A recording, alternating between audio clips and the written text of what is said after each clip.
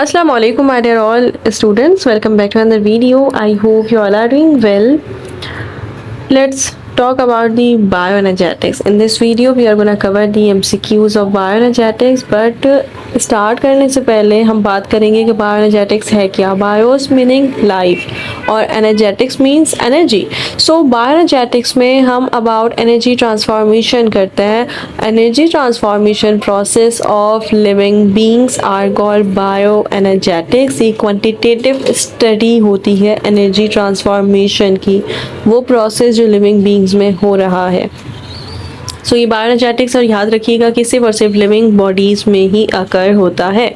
Bioenergetics में mostly MCQs ऐसे पूछे जाते हैं कि लाइट डिपेंडेंट रिएक्शन कहाँ अकर होता है, लाइट इंडिपेंडेंट रिएक्शन कहाँ अकर होता है, लाइट डिपेंडेंट रिएक्शन में कितने एटीपी कंज्यूम हुए हैं, नेट गेन क्या है, अल्कोहलिक फर्मेंटेशन में नेट गेन क्या है, ऑक्सीडेशन पायरुवेट की हो रही है तो उसमें आपको रिजल्ट प्रोडक्ट क्या मिल रहा है, क्रेब्स साइकिल में कितने एटीपी यूज हो रहे हैं. इवन ये भी पूछा जाता है कि लाइट डिपेंडेंट रिएक्शन में क्या सीक्वेंस होता है, लाइक फियोफाइटिन होते हैं, फिर प्लास्टोक्वाइनून होता है, फिर प्लास्टोसाइनिन होता है, फिर PS1 होता है.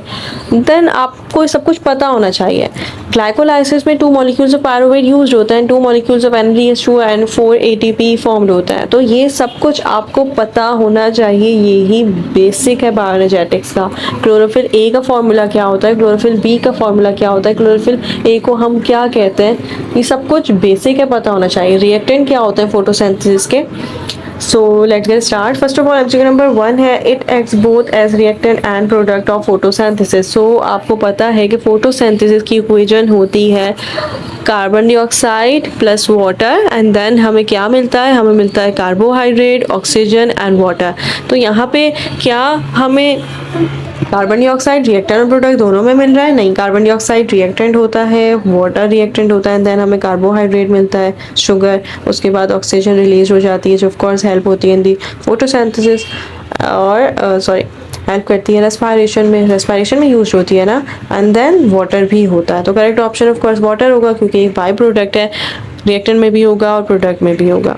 एमसीक्यू नंबर 2 है, chemical equation of photosynthesis is almost exactly opposite to the overall equation of. हमें पता है कि दोनों इक्वल नहीं होते, एंटागोनिस्ट होते हैं. कौन से processes? Photosynthesis and respiration. Photosynthesis में carbon dioxide and water use होता है, देन शुगर मिलती है, जबकि फोटोसिंथेसिस में शुगर को यूज किया जाता है एंड देन कार्बोहाइड्रेट रिलीज होता है जो यूज होता है in photosynthesis. So correct option होगा रेस्पिरेशन. देखिए एरोबिक रेस्पिरेशन वो रेस्पिरेशन होती है जो इन द प्रेजेंस ऑफ ऑक्सीजन होती है. अगर रेस्पिरेशन ना होता देन हम एरोबिक रेस्पिरेशन को सही मानते, बट यहाँ पे करेक्ट ऑप्शन है ओनली रेस्पिरेशन. एमसीक्यू नंबर 3 है, NADP and carbon dioxide both are reduced during photosynthesis by hydrogen. Their reduction occurs respectively in. आपने फोटोसिंथेसिस करनी है और उसमें डार्क रिएक्शन भी करना है और साइक्लिक रिएक्शन भी करना है. साइक्लिक रिएक्शन कौन सा होता है ये पूछा जाता है. तो साइक्लिक रिएक्शन होता है लाइट डिपेंडेंट रिएक्शन, जबकि जो डार्क रिएक्शन है वो लाइट इंडिपेंडेंट रिएक्शन होता है, क्योंकि वो लाइट में नहीं हो सकता, मतलब नेसेसरी नहीं होती लाइट इसके लिए, इसलिए इसको हम कहते हैं कि लाइट इंडिपेंडेंट रिएक्शन होता है. Does not require light energy directly. So that's why यहाँ पे आपको ना पहले पता होना चाहिए. देखो फोटोसिंथेसिस जब होती है ना, डार्क रिएक्शन भी होता है, लाइट रिएक्शन भी होता है, और दोनों में ही रिडक्शन हो रही होती है. मैं कोशिश करती हूँ कि आपको दिखा दूँ, क्योंकि इक्वेशन बनाना मेरे लिए ज़रा मुश्किल होगा. यहाँ पे हम देख सकते हैं कि NADPH रिड्यूस्ड हो रहा है NADP में, और 6P फॉस्फेट ग्रुप हमें मिल रहा है जिससे ATP वगैरह बनेगी. अगर हम लाइट रिएक्शन की बात करें तो यहाँ पे भी रिडक्शन हो रही होती है. तो आंसर क्या होगा? Light reaction as well as dark reaction. Correct option is A. MCQ number 4 है, it is the most abundant and most important photosynthetic pigment in plants. So ये जो मोस्ट अबंडेंट फोटोसिंथेटिक पिगमेंट होता है ये chlorophyll होता है, और chlorophyll की भी टाइप्स होती हैं. जो क्लोरोफिल ए है उसका फॉर्मूला होता है C55H72O5N4Mg. ठीक है, और ये इसका कलर क्या होता है ये भी पूछा जाता है. तो इसका जो कलर होता है ना वो होता है ब्लूइश ग्रीन, जबकि जो क्लोरोफिल बी है इसका कलर होता है yellowish green. Correct option is A. MCQ number 5 है when equal intensities of light are given then maximum photosynthesis occur in. अच्छा, लाइट के बारे में पूछा हुआ, जरा कंट्रोवर्शियल क्वेश्चन होता है, इसमें कंट्रोवर्सी है बहुत ज़्यादा बहस कर रहे होते हैं कि ब्लू में ज़्यादा होती है, रेड में ज़्यादा होती है, बट ऑलवेज रिमेंबर कि ये लाइट ज़्यादा मतलब जो इक्वल इंटेंसिटी लाइट की पड़ती है ना, तो मैक्सिमम फोटोसिंथेसिस अकर होती है रेड लाइट में। Correct option is B. MCQ number 6 है all of the following steps of photosynthesis involve direct use of light except direct use of light. Phosphorylation of ADP sorry, हमें पता है ये जो photo phosphorylation होती है वो of course in the presence of light होती है। ब्रेक डाउन ऑफ वाटर किस में हो रहा होता है? ब्रेक डाउन ऑफ वाटर को हम फोटोलाइसिस कहते हैं, और ये फोटोलाइसिस हो रही होती है लाइट डिपेंडेंट रिएक्शन में। रिडक्शन ऑफ NADP हमने लाइट रिएक्शन में पढ़ा था कि रिडक्शन होती है, ज़रूर होती है NADP की रिडक्शन का मतलब रिडक्शन क्या होती है कि H ऐड हो जाए, ठीक है। तो रिडक्शन हो रही है NADP की, लाइट में भी हो रही थी, डार्क में भी हो रही थी, ये भी बिल्कुल करेक्ट है। रिडक्शन ऑफ कार्बन डाइऑक्साइड, देखो reduction of carbon dioxide is not a part of the light reaction. Carbon dioxide की रिडक्शन हो रही होती है डार्क रिएक्शन में। रिडक्शन कौन सा प्रोसेस होता है? जब हम रिडक्शन के बारे में पढ़ते हैं तो हम यही पढ़ते हैं कि 3 कार्बन कंपाउंड फॉर्म करता है ट्रायोस को। Correct option is D. MCQ number 7 है NADPH provides dash during light independent phase of photosynthesis. NADPH देखो ये प्रोवाइड करता है एनर्जी भी। 1 NADPH से आपको मिलती है 3 ATP, ठीक है, जबकि FADH से मिलती है 2 ATP से। और अगर हम बात करें प्रोटॉन की, तो यहाँ पे H क्या है? प्रोटॉन है, ये प्रोटॉन को भी रिलीज कर देता है और इलेक्ट्रॉन्स को भी। Correct option all of the above है, बहुत बेसिक है, पता होना चाहिए। MCQ नंबर 8 है all of the following are components of antenna complex of photosynthesis system in plants except. तो हमारे पास यहाँ सिर्फ और सिर्फ ये पूछा गया है कि कौन सा कंपोनेंट है जो एंटीना कॉम्प्लेक्स का पार्ट नहीं है। अगर हम एंटीना कॉम्प्लेक्स की बात करें तो एंटीना कॉम्प्लेक्स क्या होता है? जब भी हम लोग बात करते हैं ना कि ये फोटोसिंथेसिस जो लाइट डिपेंडेंट रिएक्शन है वो कैसे हो रही होती है, तो हमारे पास आता है पहला ही नाम कि एंटीना कॉम्प्लेक्स होता है। जो क्लोरोफिल होते हैं ना, ये ऑर्गेनाइज होते हैं along with other molecules into photo system, जिसके पास लाइट गैदरिंग कैपेसिटी होती है। वो होता है एंटीना कॉम्प्लेक्स, जिसमें कैरोटीनॉइड मॉलिक्यूल्स होते हैं, क्लोरोफिल बी होता है एंड क्लोरोफिल ए होता है, like consisting of a cluster of few hundred chlorophylls. Chlorophyll A भी है, कैरोटीनॉइड्स भी है, क्लोरोफिल बी भी है। तो यहाँ पे करेक्ट ऑप्शन क्या होगा? Electron transport chain, because these are not the part of light dependent reaction और the part of antenna complex. Correct option is D. MCQ number 9 है all of the following iron containing electron carriers except. So iron containing electron carriers, देखो जो pheophytin है, प्लास्टोक्वाइनून है, ये ferrous protein होते हैं, लेकिन हम प्लास्टोसाइनिन की बात करें ना तो ये होता है कॉपर कंटेनिंग। सही है, सो करेक्ट ऑप्शन क्या होगा? बी होगा, प्लास्टोसाइनिन। काइनिन भी कहते हैं, totally up to you. MCQ number 10 है all of the following are products of non cyclic photophosphorylation except. So products की बात करते हैं, जब हम लोग फोटोसिंथेसिस पढ़ते हैं तो हमें पता है कि वो साइक्लिक भी होती है और नॉन साइक्लिक भी होती है। साइक्लिक मतलब लाइट डिपेंडेंट रिएक्शन जो Z टाइप होता है, Z लिंक, जबकि नॉन साइक्लिक को हम लीनियर भी कह रहे होते हैं। अब साइक्लिक और नॉन साइक्लिक में आखिर डिफरेंस क्या होता है? तो ये जो साइक्लिक है ना, इसका मतलब होता है कि जो फ्लो ऑफ इलेक्ट्रॉन है ना, ये वापस आएगा अपने ओरिजिन की तरफ, लाइक फोटो सिस्टम 1 के पास। जबकि नॉन साइक्लिक का मतलब है कि जो फॉलोइंग इलेक्ट्रॉन है ना, ये फ्लोइंग इलेक्ट्रॉन है ना, ये वापस बैक नहीं आएगा ओरिजिन की तरफ, मतलब नॉन साइक्लिक है। तो करेक्ट ऑप्शन क्या होगा? प्रोडक्ट्स के बारे में पूछा हुआ है, तो प्रोडक्ट्स के बारे में पूछा हुआ है तो हमें पता है कि जो नॉन साइक्लिक है उसमें ATP और NADPH दोनों प्रोड्यूस होते हैं, जबकि जो साइक्लिक है ना उसमें सिर्फ और सिर्फ ATP प्रोड्यूस होता है। तो NADPH और ATP तो आंसर है। इसके अलावा अगर हम बात करें कि ये जो हमारे पास बच रहा है ऑक्सीजन और G3P ग्लिसरॉल 3 फॉस्फेट, तो क्या आंसर होगा?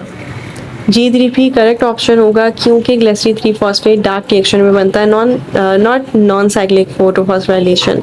उसमें ऑक्सीजन हमें मिल जाती है, उसमें हमें ATP एंड ADPH मिल जाता है, क्योंकि फोटो सिस्टम 2 और फोटो सिस्टम 1 दोनों इन्वॉल्व होते हैं। ऑक्सीजन रिलीज होती है as by product but not in the cyclic phosphorylation. तो ये मैंने दोनों को डिस्कस किया, क्योंकि आपको पता है कि हम जैसे दूसरे चैप्टर कर चुके हैं वैसे ये भी करेंगे, और हमने किया था कि हम लोग रिलेटेड क्वेश्चंस भी अटेम्प्ट कर रहे थे कि ऐसे MCQs आ सकते हैं और इंटरलिंक इससे है। It is common in both cyclic and non cyclic photophosphorylation. तो मैं पहले ही बता चुकी हूँ साइक्लिक क्या होता है, नॉन साइक्लिक क्या होता है। अब ऑप्शन देख लेते हैं। Recycling of electron, involvement of photosystem 2, generation of NADPH and chemiosmosis. तो फोटो सिस्टम 2 और फोटो सिस्टम 1 है नॉट कॉमन इन का हुआ। देखो कॉमन इन का मतलब है दोनों में ही कॉमन होना चाहिए। अगर हम बात करें ना कि इन्वॉल्वमेंट हो रही है फोटो सिस्टम 2 की, तो नो, साइक्लिक फोटोफॉस्फोराइलेशन में सिर्फ और सिर्फ फोटो सिस्टम 1 की इन्वॉल्वमेंट होती है, जबकि नॉन साइक्लिंग में फोटो सिस्टम 2 भी होगा, फोटो सिस्टम 1 भी होगा। तो ये तो नहीं होता। इसके अलावा कीमिस्मोसिस है, तो कीमिस्मोसिस भी साइक्लिक और नॉन साइक्लिक का पार्ट नहीं है, ये भी इन्वॉल्व नहीं होता। अगर रिसाइकलिंग ऑफ इलेक्ट्रॉन की बात करें तो ये बेसिक टर्म है, ये भी नहीं होता। कैसे हो सकता है? अगर बेसिक डिफरेंस की बात करें तो क्या रिसाइकलिंग होती है इलेक्ट्रॉन्स की? नहीं, तभी तो नॉन साइक्लिक और साइक्लिक कहा जाता है इसको। और क्या जनरेशन होती है NADPH की? तो NADPH प्रोड्यूस होता है सिर्फ और सिर्फ नॉन साइक्लिक में, क्योंकि इसमें photo system 2 and photo system 1 दोनों इन्वॉल्व होता है, जबकि ATP प्रोड्यूस होता है बस साइक्लिक में। और मैकेनिज्म ऑफ कीमिस्मोसिस दोनों में होता है। ये कीमिस्मोसिस मैकेनिज्म है ATP जनरेशन का, जिसके थ्रू मैकेनिज्म हो रहा होता है photophosphorylation. Like ADP plus phosphate group मिलके बनाएंगे ATP को। लाइट की प्रेजेंस में ATP की सिंथेसिस हो रही है। तो करेक्ट ऑप्शन क्या है? करेक्ट ऑप्शन है कीमिस्मोसिस। MCQ नंबर 12 है pumping of hydrogen across thylakoid membrane during chemiosmosis require energy that comes from. तो ये पंपिंग अच्छे से करनी होती है, लाइक बहुत ज़्यादा मुझे पता है मुश्किल भी है, लेकिन ये जो ATP आ रहा होता है ना, ये आता है from the potential energy stored in H plus. Correct option होगा C। कीमिस्मोसिस में हम पढ़ते हैं कि ATP सिंथेसिस कॉम्प्लेक्स होता है जब 3 हाइड्रोजन आयन फ्लो करते हैं। ये याद रखना है कि 3 प्रोटॉन्स का ट्रांसपोर्ट होता है through the ATP synthase complex, और इसकी वजह से प्रोडक्शन होती है 1 ATP मॉलिक्यूल्स की। प्रोटॉन क्या है? हाइड्रोजन है। जब भी हाइड्रोजन आयन फ्लो करेंगे थैलेकॉइड स्पेस से by way of channel protein जो प्रेजेंट है पार्टिकल्स में, वो कहलाता है ATP synthase complex, and then of course energy produced होगी। और एनर्जी क्यों चाहिए? एनर्जी प्रोवाइडेड होती है for the ATP synthase enzyme to produced ATP from ADP plus phosphate. तो इसको हम कीमिस्मोसिस कहते हैं, क्योंकि कीमिस्मोसिस और कीमियोस्मोटिक इसलिए कहते हैं क्योंकि केमिकल और ऑस्मोटिक इवेंट्स दोनों ही जॉइंट होते हैं to permit ATP synthesis. That's why correct option है potential energy stored in H proton. MCQ number 13 है 1 Calvin cycle uses how many carbon dioxide molecule.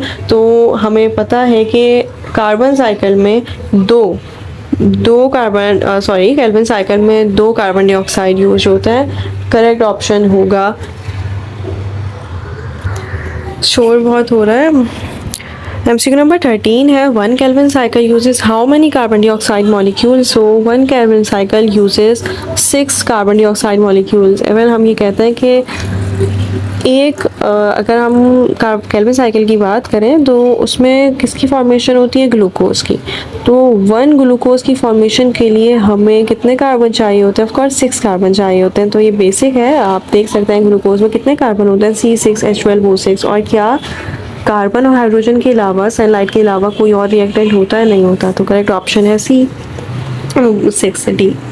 The most abundant protein on earth is. तो ये हम last chapter में भी कर चुके हैं। मोस्ट अबंडेंट प्रोटीन सेलुलोज होती है। और अगर हम बात करें कि ये बायोएनर्जेटिक्स चैप्टर है तो बहुत ज़्यादा कंफ्यूजिंग हो जाता है, बट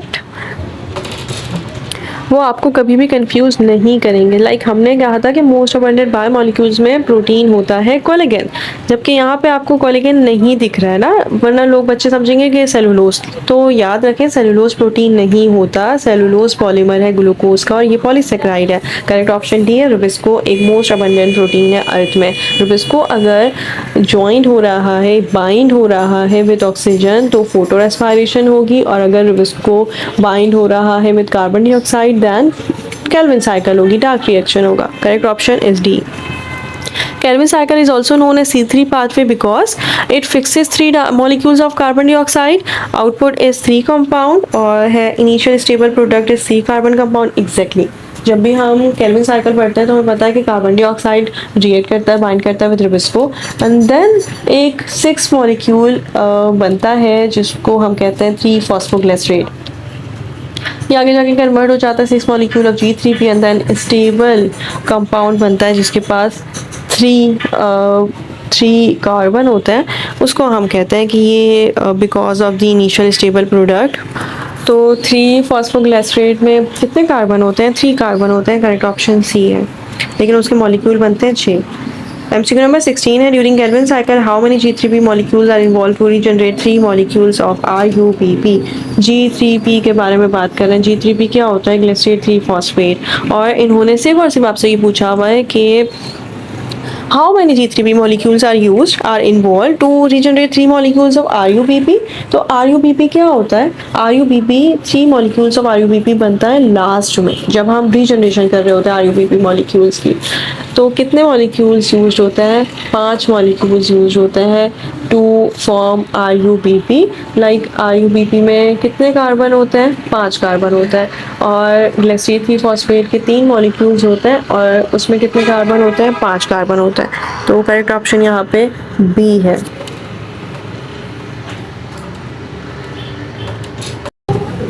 आई एम सॉरी, यहाँ पे हाउ मैनी G3P मॉलिक्यूल्स का है। G3P मॉलिक्यूल्स का मतलब है कि आपने इसे मॉलिक्यूल का नंबर बताना है, नॉट कार्बन। वो होते हैं 5 कार्बन बट मॉलिक्यूल्स होते हैं ओनली 3, और उससे फिर हमारे पास फर्स्ट RUPP बन रहे होते हैं 3, जिसमें 5 कार्बन उसमें भी होता है। तो करेक्ट ऑप्शन यहाँ पे 3 होगा। सॉरी। MCQ नंबर 17 है, during photosynthesis light strike with chlorophyll and its electron move a higher energy state. After loss of electron chlorophyll becomes a very strong.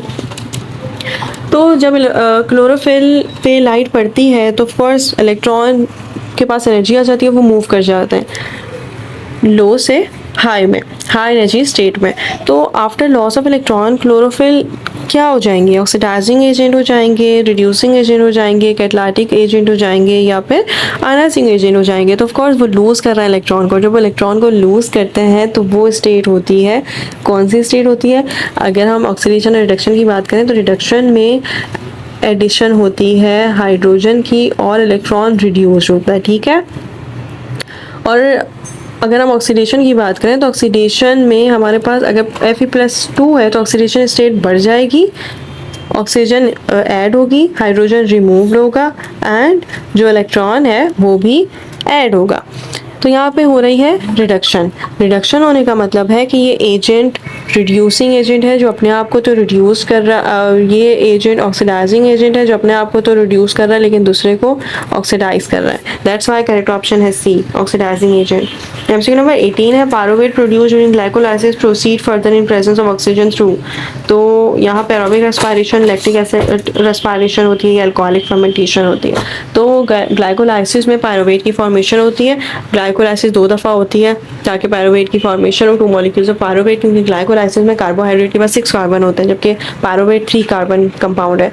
तो फिर 2 molecules of NADPH2 and 4 ATP formed हो रहे होते हैं। ये pyruvate जाता है एंड देन इसकी ऑक्सीडेशन होती है। वो कौन सी ऑक्सीडेशन होती है? वो एरोबिक रेस्पिरेशन होती है, क्योंकि ऑक्सीडेशन हो रही है, रेस्पिरेशन हो रही है in the presence of oxygen. That's why हम कहेंगे कि ये होती है aerobic respiration. Correct option is B, in the presence of oxygen की पॉइंट है। MCQ नंबर 19 है, all of the following are essential for glycolysis except enzymes ATP, NAD और ऑक्सीजन। तो ग्लाइकोलाइसिस में हमें क्या चीज़ है जो रिक्वायर्ड नहीं होती? तो वो रिक्वायर है कि ऑक्सीजन रिक्वायर नहीं होती। करेक्ट ऑप्शन डी है। मतलब ग्लाइकोलाइसिस ना ऑक्सीजन में भी हो सकता है, विदाउट ऑक्सीजन भी हो सकता है, डिपेंड नहीं करता कि ऑक्सीजन ज़रूर चाहिए। एमसीक्यू नंबर 20 है, ग्लाइकोलाइसिस स्टार्ट्स विद। तो ग्लाइकोलाइसिस स्टार्ट कब होती है? स्प्लिटिंग ऑफ ग्लूकोज मॉलिक्यूल से, हाइड्रोलाइसिस से, रिडक्शन से या फॉस्फोराइलेशन से। तो ये स्टार्ट होती है by of course phosphorylation of glucose. Correct option B है। प्रोडक्ट क्या मिलता है हमें जब ग्लूकोज की फॉस्फोराइलेशन होती है बाय एटीपी? तो बनता है glucose 6 phosphate and then glucose 6 phosphate से फ्रक्टोज 6 फॉस्फेट बनता है, फ्रक्टोज 6 फॉस्फेट से फ्रक्टोज 1 6 फॉस्फेट बनता है। तो ये सब कुछ पता होना चाहिए। It is energy yielding step of glycolysis. Like glycolysis में एनर्जी यील्डिंग प्रोसेस है। यील्ड का मतलब होता है देना, ठीक है। तो वो कौन सा प्रोसेस है? ग्लूकोज इंटू ग्लूकोज 6 फॉस्फेट, उसमें तो यूज हो रहा होता है एटीपी यूज होता है इंटू एडीपी। ग्लूकोज 6 फॉस्फेट से भी ग्लूकोज 1 6 फॉस्फेट बन रहा होता है, तो वहाँ पे भी एनर्जी यूज होता है। लेकिन कहाँ पे एनर्जी मिल रही होती है? वो होता है जब 1,3 बिस फॉस्फोग्लिसरेट कन्वर्ट होता है इंटू 3 फॉस्फोग्लिसरेट, तब हमें 2 एटीपी मिलती है। तो करेक्ट ऑप्शन क्या होगा? करेक्ट ऑप्शन होगा 1,3 बिस फॉस्फोग्लिसरेट कन्वर्टेड इनटू 3 फॉस्फोग्लिसरेट। और ग्लाइकोलाइसिस अकर कहाँ होता है? साइटोसोल में। आई एम सॉरी, मैं ये बताना भूल गई, मैंने सोचा था साथ साथ बताऊंगी, बट मैं बता देती हूँ आप कि लाइट डिपेंडेंट रिएक्शन होता है थैलेकॉइड ग्राना में, लाइट इंडिपेंडेंट रिएक्शन स्ट्रोमा में, क्रेब्स साइकिल माइटोकॉन्ड्रिया के मैट्रिक्स में, ग्लाइकोलाइसिस साइटोसोल साइटोप्लाज्म में, और इलेक्ट्रॉन ट्रांसपोर्ट चेन भी माइटोकॉन्ड्रिया में होती है, बट यस इनर मेम्ब्रेन टिस्ट्रे में। एमसीक्यू नंबर 22 है, total production of ATP during glycolysis from 1 glucose molecule. कितनी एटीपी फॉर्म हो रही होती है? 4। Correct option is C. जबकि 2 मॉलिक्यूल्स ऑफ NADPH भी प्रोड्यूस हो रहा होता है। कैपिटल में लिखना होता है बट मैंने स्मॉल में लिख दिया है। एमसीक्यू नंबर 23 है, it is 5 carbon compound produce during Krebs cycle. बहुत मुश्किल होती है क्रेब्स साइकिल वाकई में याद रखना, लेकिन हमने याद रखना कि किस में 3 कार्बन होते हैं, किस में 2 कार्बन होते हैं, किस में 6 कार्बन होते हैं, और ये पूरी साइकिल याद रखनी ही रखनी है। अच्छा, क्रेब साइकिल ना मुश्किल है, बट आपने याद कैसे रखना है? आपने एक निमोनिक बनाना है और मैं कोशिश करूँगी कि मैं अभी निमोनिक बता दूँ। सो क्रैब साइकिल में क्या होता है कि जब भी हम लोग क्रैब साइकिल करना शुरू करते हैं तो वो उसमें होता है पहला 6 कार्बन, ठीक है, और 6 कार्बन के बाद वो कन्वर्ट होता है इनटू 4 कार्बन। फिगर नंबर 23 है, it is 5 carbon compound produce during Krebs cycle. Krebs cycle ज़रा मुश्किल सी है बट याद हो जाती है, निमोनिक से याद करना है। तो क्रैब साइकिल में पहले होता है acetyl co enzyme A pyruvate convert हो जाता है, उसकी ऑफ कोर्स हमने पढ़ी है कि उसकी ऑक्सीडेशन हो जाती है, वो कन्वर्ट हो जाता है into acetyl co A, and then acetyl co A enter होता है कार्बन साइकिल में। तो एसिटाइल को ए 2 कार्बन कंपाउंड है जो आगे जाके रिएक्ट करता है with the 4 carbon compound and then form करता है 6 कार्बन कंपाउंड को, जिसका नेम होता है साइट्रिक एसिड। साइट्रिक एसिड के साथ हम ये बात करते हैं कि फिर रिमूवल होती है वाटर की, और लाइक साइट्रिक एसिड आइसोमेराइज्ड होता है। आइसोमेरिज्म का मतलब होता है कि बिल्कुल सेम मॉलिक्यूलर फार्मूला है बट स्ट्रक्चर डिफरेंट है। तो आइसोसाइट्रिक में भी कितने कार्बन होंगे? 6 कार्बन होंगे, एंड देन ये कन्वर्ट होता है इनटू अल्फा कीटोग्लिसरेट या अल्फा कीटोग्लिसरिक एसिड, और ये होता है 5 कार्बन कंपाउंड। करेक्ट ऑप्शन यहाँ पे डी है। और साइट्रेट क्या होता है? साइट्रेट होता है 6 कार्बन कंपाउंड। देन आइसोसाइट्रेट की बात करते हैं तब भी वो भी यही होता कि उसमें भी 6 कार्बन होता है। ऑक्सिलो एसीटेट की बात करें, यहाँ पे लिखा हुआ है ऑक्सिलो एसिटिक एसिड या एसिटिक एसिड या एसीटेट, एक ही बात है, वो 4 कार्बन कंपाउंड होता है। और सुक्सिनेट की बात करें तो फिर सुक्सिनेट में हमारे पास कार्बन आ जाते हैं 4, तो करेक्ट ऑप्शन 5 है, अल्फा कीटोग्लिसरेट। एमसीक्यू नंबर 24 है, number of ATP generated by 1 Krebs cycle at substrate level. ये बहुत पूछा जाता है। 1 ATP by substrate level phosphorylation produce होता है 3 NADPH2 and 1 molecule of FADH2। Correct option is ए।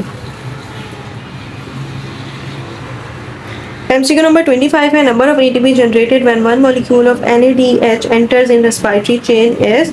तो इतना इजी है, मैं पहले ही बता चुकी हूँ कि हमें पता है कि नंबर ऑफ ATP जनरेटेड जब one molecule of NADH enter होता है रेस्पिरेटरी चेन में, तो रेस्पिरेटरी चेन का मतलब है कि अल्कोहलिक फर्मेंटेशन हो रही है, ठीक है। और अल्कोहलिक फर्मेंटेशन में कितने ATP यूज होते हैं या बनते हैं और NADH2 कितने हैं, तो वो हमें पता है। NADH हम बहुत दफ़ा कर चुके हैं, हमें शायद मैंने लिख के भी दिखाया है। यस, वन NADH से कितने ATP मिलते हैं? 3 ATP मिलते हैं। करेक्ट ऑप्शन बी है। Synthesis of ATP in the presence of oxygen बहुत ईजी है।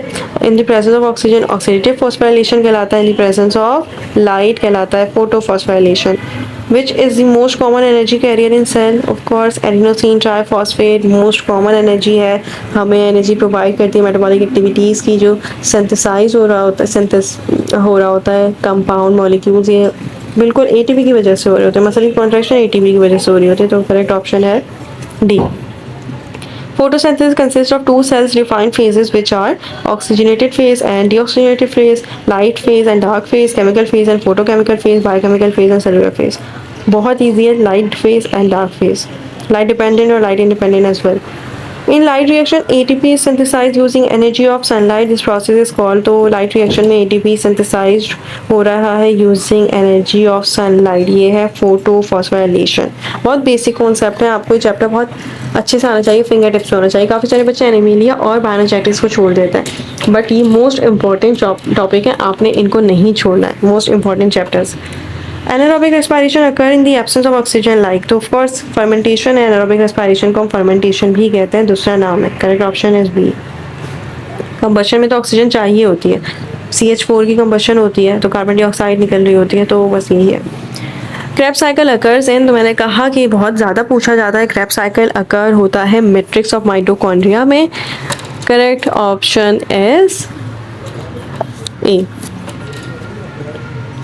MCQ नंबर 32 है, process of ATP generation in chloroplast and mitochondria refers to. So generation in chloroplast and mitochondria, तो mitochondria and chloroplast में कौन सा process हो रहा होता है?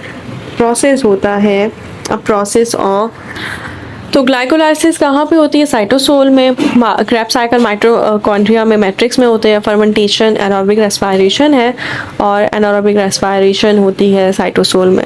जबकि कीमोस्मोसिस हमें पता है कि एनर्जी की प्रोडक्शन होती है कीमोस्मोटिक मेथड से, लाइक लिंक है between the chemical bond forming reaction like generate ATP and membrane transport process, जिसमें ऑस्मोटिक प्रेशर आ जाता है, और कीमोस्मोसिस मतलब केमिकल्स। तो यहाँ पे करेक्ट ऑप्शन होगा सी, कीमोस्मोसिस, क्योंकि ये कॉमन पाथवे है, यूज होता है by mitochondria and chloroplast. Correct option is C. The total energy yield from glucose metabolism, ये असल में याद रखने वाली बात है, ज़रा पूछी जाती है और आपकी बुक में भी लिखी हुई है। हमने सिर्फ और सिर्फ ये याद रखना होता है कि टोटल एनर्जी कितनी यील्ड होती है फ्रॉम ग्लूकोज, और इसमें एक्सेप्शन भी होती है, मतलब याद रखने वाली बात होती है कि 36 to 38 ATP मिल रहे होते हैं हमें 1 ग्लूकोज से। अब या तो 36 लगाएं या 38 लगाएं या फिर दोनों ही मार्क करें, तो कैसे पता चलेगा कि दोनों ही मार्क करनी है या सिर्फ और सिर्फ कोई एक मार्क करना है? जब भी अगर आपको बिल्कुल डायरेक्ट कहा जाए कि ATP हमें बताएं यूकैरियोट्स की एरोबिक रेस्पिरेशन में, तो हम कहेंगे 36, और अगर प्रोकैरियोट्स की पूछें तो हम कहेंगे 38, ठीक है। बट यहाँ पे मेंशन नहीं किया गया कि प्रोकैरियोट्स की पूछ रहे हैं या यूकैरियोट्स की पूछ रहे हैं। करेक्ट ऑप्शन डी है 36 to 38। और अगर पूछ लें एनारोबिक रेस्पिरेशन तो वो फिर एनर्जी यील्ड होती है very low 2 ATP। Correct option is D.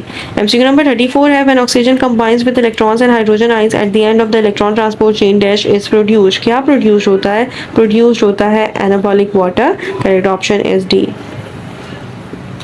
MCQ number 35, the intermediate compound common aerobic and aerobic respiration is, तो एनारोबिक और एरोबिक रेस्पिरेशन में कॉमन क्या होता है? Pyruvic acid, lactic acid, fructose and citric acid. तो जो कॉमन होता है ना वो होता है ग्लाइकोलाइसिस और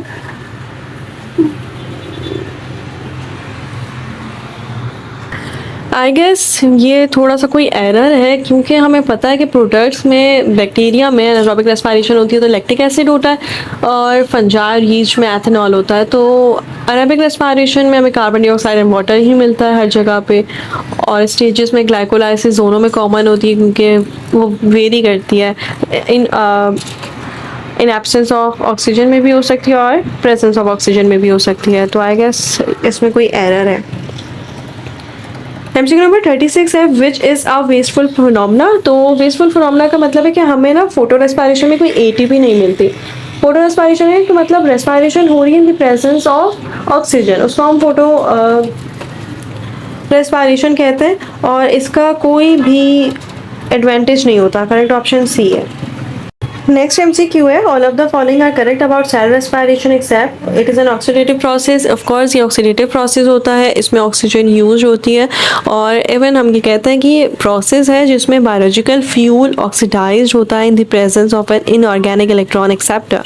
जैसे ऑक्सीजन है तो वो प्रोड्यूस करता है लार्ज अमाउंट ऑफ एनर्जी।